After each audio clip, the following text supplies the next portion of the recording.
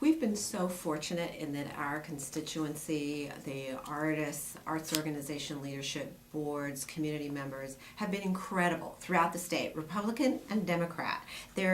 Everyone values the arts. We've got the most conservative Republicans who are absolutely voters for Senator Brownback. We've got them supporting us. We have folks on the other side of the political spectrum. This crosses party lines, all parts of the political spectrum. And they have come out and supported us through rallies, letter writing, visitors to senators and House members. I mean, to the point where a lot of the legislators are saying to us, stop, we can't take it anymore. They're coming out of the woodwork. It's been great to see that support, and I know the legislators may be frustrated by it, but it's really been extraordinary. There are over 6,000 people who signed up to a Facebook page called Stop Phasing Out Kansas Arts. And that sprung up by a volunteer who lives here in Topeka, who we'd never met her before. She did it completely on her own, and within a few days, there were 6,000 people who signed up on that as friends. It's just incredible what has happened to galvanize people.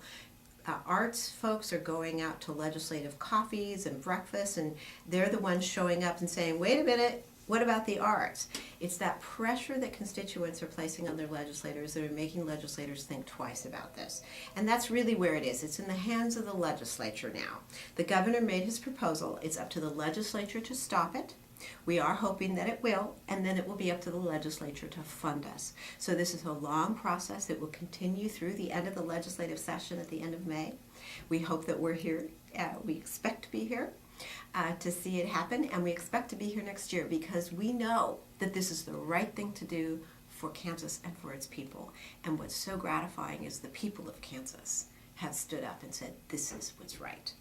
40 years of the Kansas Arts Commission, and we've not got anything in the bank to support the arts, and that to me is a tragedy. And I don't want to blame anybody because it's not the people's fault with the Kansas Arts Commission, it's just the way the system's set up. But I look to support the arts at the level that the Kansas Arts Foundation or the Kansas Arts Commission supports the arts now. We need to put into place an endowment, maybe $20 million or so. And people say, oh, you can't raise $20 million, you can't do $20 million. And you know, when I talk about, I mentioned my own archdiocese of Northeast Kansas raised $50 million just from the people in my archdiocese just in Northeast Kansas. Or I know that there's one of the board members, Sandra Hartley, who set up a 503c private fundraising organization in Paola, Kansas, for their school district when budgets were cut and they didn't have the money to buy the things they needed to for their schools. Little Paola, Kansas raised $2 million and set up a wonderful endowment that has funded and continued to fund scholarships and computer labs and other things in their district for many years. So for me to think that the whole state of Kansas, especially when we start including corporate money, can't raise $20 million, I don't see, I can't see it. I believe we can for sure. I mean, I'm hopeful that we could raise a lot more than that. And then, won't it be great when you have this trust fund in place and this endowment and you don't have to worry about begging the legislature for money every year? It's already taken care of.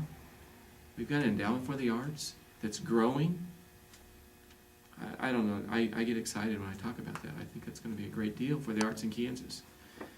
How we go about doing it, I mean, the foundation is really working hard. We're under great time constraints.